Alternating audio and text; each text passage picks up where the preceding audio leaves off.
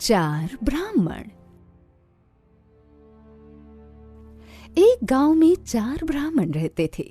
उनमें से 3 ब्राह्मणों ने अनोखी विद्याएं सीख रखी थी, जबकि एक को कुछ खास नहीं पता था।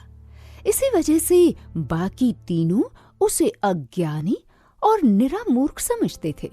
एक बार 3 विद्वान ब्राह्मणों ने शहर जाकर कुछ धनोपार्जन करने का विचार बनाया। उन्हें जाता देखकर चौथा ब्राह्मण भी साथ जाने का आग्रह करने लगा। तुम हम विद्वानों के साथ जाकर क्या करोगे? तुम्हें तो कोई ऐसी विद्या भी नहीं आती जिससे तुम धनोपार्जन कर सको। हाँ, जाओ, लौट जाओ। तीनों ने उसे लगभग डांटते हुए कहा। मैं तुम लोगों के काम कर दिया करूंगा, कृपया मुझे ले चलो। चौथा ब्राह्मण आग्रह करते हुए बोला। काम कराने की लालच में सभी उसकी बात मान गए और वो भी साथ साथ चल पड़ा। शहर जाते वक्त रास्ते में एक घना जंगल पड़ा। चलते चलते उन्हें एक जगह ढेर सारी हड्डियां बिखरी दिखाई पड़ती हैं। सभी वहीं रुक जाते हैं और इस बात को लेकर विवाद हो जाता है कि यह हड्डियां किस जानवर की हैं। तभी एक ब्राह्मण बोलता है, चलो बेकार की बहस बंद करो, मैं अभी अपनी तंत्र विद्या से इन हड्डियों को जोड़ देता हूँ। और देखते देखते एक शेर का कंकाल तैयार हो जाता है। यह देख दूसरा ब्राह्मण अपनी विद्या का प्रदर्शन कर सबको प्रभावित करना चाहता है और उस कंकाल में मांस व चमड़ी लगा देता है। अब भला तीसरा ब्राह्मण कहाँ पीछे रहने वाला था। वह हंसते हुए बोला, तुम सब ये क्या बचकानी हरकतें कर रहे हो? मैं दिखाता हूँ असली विद्या। मैं इस शेर में अभी प्राण फूंक इसे जीवित कर देता हूँ। और ऐसा कहकर वह मंत्रोच्चारण करने लगता है। ठहरो, ठहरो! चौथा ब्राह्मण जोर से चीखता है, तुम ये क्या कर रहे हो? अगर ये शेर जीवित हो गया तो।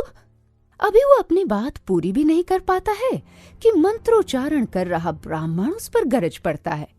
मूर्ख, अल्प बुद्धि, विद्वानों के बीच अपनी जुबान दोबारा मत खोलना। और वह पुनः मंत्र पढ़ने लगता है। चौथा ब्राह्मण समझ जाता है कि यहाँ कोई उसकी बात नहीं मानेगा और वह तेजी से भागकर एक पेड़ पर चढ़ जाता है। उधर मंत्र की शक्ति से शेर में प्राण आ जाते हैं। शेर तो शेर है, हिंसक, घातक, प्राणनाशक। वह क्या जाने उसे किसने बनाया, क्यों बनाया? वह तो बस मारना और खाना जानता है। देखते देखते शेर ने तीनों ब्राह्मणों को मार डाला और अपना पेट भर घने जंगलों में ओझल हो गया। चौथा ब्राह्मण सही समय देखकर गांव की तरफ वापस लौट गया। वह मन ही मन सोच रहा था, ऐसा ज्ञान किस काम का जो इंसान की सूझबूझ और समझदारी को क्षीण कर दे। दोस्तों, कभी भी अपनी पढ़ाई लिखाई का घमंड नहीं करना चाहिए और अपने आगे दूसरों को मूर्ख नहीं समझना चाहिए।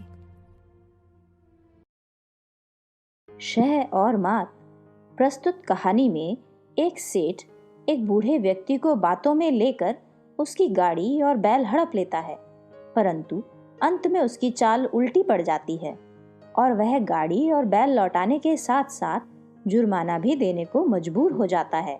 गांव का एक बूढ़ा चौधरी लकड़ियों से भरी गाड़ी लेकर करीब के नगर में बेचने के लिए आया। एक सेठ ने गाड़ी को नजर भरकर देखने के बाद गाड़ी का दाम पूछा। चौधरी ने कहा, एक ही दाम बता दूं, पूरे 5 रुपए लूंगा, कमी बेशी मत करना। सेठ ने कहा, हाँ, गाड़ी के पूरे 5 ही दूंगा, चल मेरी हवेली तक तो चल। ऐसा कहकर सेठ के साथ चौधरी उसकी हवेली गया। वहां पहुंचकर पहले गाड़ी में जुते बैलों की गर्दन से गाड़ी का जुआ हटाया, बैलों को एक तरफ बांधा, गाड़ी से लकड़ियां निकालकर आंगन में रख दी। सेठ ने खुशी खुशी 5 रुपए दिए। चौधरी जब अपनी गाड़ी में बैलों को जोतकर वापस जाने लगा तो सेठ ने चौधरी को रोका और कहा, गाड़ी का मोल करते हुए बैल जुते हुए थे, इसलिए अब बैल मेरे हैं। चौधरी को काटो तो खून नहीं, उसने कहा। मैंने लकड़ियों के दाम बताए थे। सेठ ने तपाक से कहा। पर मैंने तो गाड़ी का दाम पूछा था और गाड़ी के दाम देने की बात की थी। अब चुपचाप चलता बन, मेरे यहाँ झगड़ा टंटा नहीं चलेगा। चौधरी के बार बार कहने पर भी सेठ अपनी बात पर अड़ा रहा। चौधरी को समझाया, दुनिया में जबान से ही बरकत होती है, जबान से पलट जाए वह आदमी कैसा। बेचारा चौधरी पांव घिसटता हुआ घर पहुंचा। घर में पहुंचते ही बड़े बेटे ने गाड़ी के बारे में पूछा। चौधरी ने खींच कर कहा, बैलगाड़ी तो ठिकाने लगी, उस चतुर सुजान सेठ के आगे मेरी एक न चली। ठेठ शहर से पांव रगड़ता आ रहा हूँ। चौधरी ने अपने बेटों को ब्यौरेवार पूरी बात बताई। कहा, मैं तो खूब गिड़गिड़ाया, पर उसने तो एक ही आंकड़ी पकड़ ली कि आदमी की जबान एक होती है। चौधरी के 4 बेटे थे। चारों की आंखों में खून उतर आया। छोटे बेटे ने सेठ से हिसाब चुकता करने की ठान ली। अगले दिन उसने अपने पिता से सेठ का हुलिया अच्छी तरह समझा और नगर में जाकर उसी चौक में गाड़ी खड़ी कर दी। कल का दांव सेठ के लिए मुफीद रहा था। गाड़ी देखकर उसकी बाछें खिल गईं। पास जाकर गाड़ी का मोल पूछा। गाड़ी वाले ने भी कहा, सेठ जी, फिजूल मोल भाव में क्या रखा है? इस गाड़ी के 2 मुट्ठी टके लूंगा। आपको जचता है तो बोलो। सेठ को लगा ये तो कल वाले बाबा से भी भोला है। मुट्ठी का क्या, 1 टका बंद कर लें और 2 भी। आज यह गावदी खूब मिला। हवेली पहुंचते ही सेठ ने कहा, बोहनी के बखत पहले दाम पल्ले बांध ले, फिर गाड़ी खोलना। यह कहकर वह हवेली के अंदर गया और दोनों मुट्ठियों में 1-1 टका बंद करके चौधरी के पास आकर बोला, ले अपने दाम, फिर दूसरी सटर पटर करना। गाड़ी वाले ने झट उसका हाथ पकड़ लिया और अपनी कमर में खुसा पैना हंसिया निकाल कर बोला, सेठ जी, मुठियां खोलो मत, वह तो अब साथ ही जाएंगी। सेठ हैरान हो गया। चौधरी का लड़का बोला, सेठ जी, जो सौदा ठहरा है वही बता रहा हूँ। तुम्हारे शहर में जब लकड़ियों के साथ गाड़ी बैल बिकते हैं तो टकों के साथ मुठियां भी जाएंगी। सेठ जोर से चिल्लाया, छोड़ दे चौधरी, मुझ पर दया कर। तुझे गाड़ी के साथ दंड के 500 रुपये भी दूंगा। कल के गाड़ी बैल भी वापस ले जा। चौधरी बोला, मेरे पिता कल गिड़गिड़ाए, पाँव में पगड़ी रखी, पर तुम नहीं पसीजे। जबान से तो लाखों का लेन देन होता है।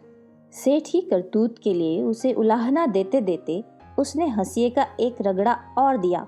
सेठ कांपते हुए बोला, मेरा हाथ छोड़ दे। उसे कांपते देख वह सेठ का उपहास करने लगा और सेठ को अपने पांव पर पगड़ी रखकर 7 बार नाक रगड़ने को बोला। सेठ ने ऐसा ही किया। चौधरी ने सेठ से 500 रुपए और गाड़ी बैल वापस मांगे और कहा, अगर इसमें चीचपड़ की तो हंसिए से आते निकाल दूंगा।